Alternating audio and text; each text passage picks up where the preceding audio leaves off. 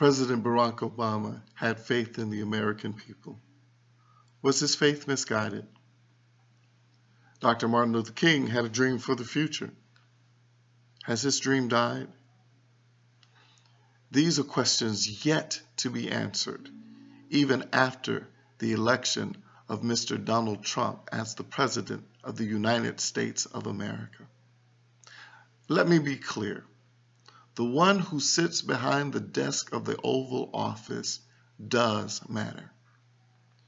The ones who hold the seat, the majority seats in the House and Senate, do matter. But what matters most is the power of God. I have hope, but it's not in the presidency. I have hope, but it's not grounded in the United States Congress. I have hope, but it's not even grounded in the American people. My hope is grounded in the one who sits on the throne of the universe, whom I call God. But lest you think me super spiritual, like many other religious commentators who hide behind spiritual rhetoric as a justification for their own fears and complacency, let me add this note. God works through people. In the words of the author of the Epistle to the Ephesians, who many believe to be the Apostle Paul, God is able to do exceeding abundantly above all that we ask or think. But it's according to the power that works in us. In other words, God's power must be at work, actively working in us. So my hope in God is inseparable from the people who will work the work of God in them. Those are the people who will bring to fruition our dream of a future of justice, equality, and equity in this country, regardless of who holds political office. We have heard and seen how God used a few outnumbered people to change the course of history. In the words of an old Baptist preacher, God doesn't count numbers. God makes numbers count.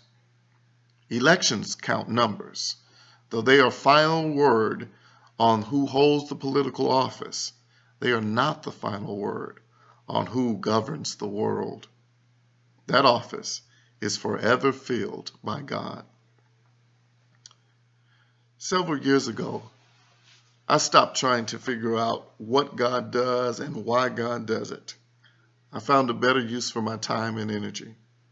In this case, I'm not trying to figure out why God allowed the presidency of the most powerful nation in the world to be given into the hands of a man who wants to turn back the hands of time, to oppress the strangers in the form of immigrants, to subdue, subjugate, and objectify women, and to put the races back in their places.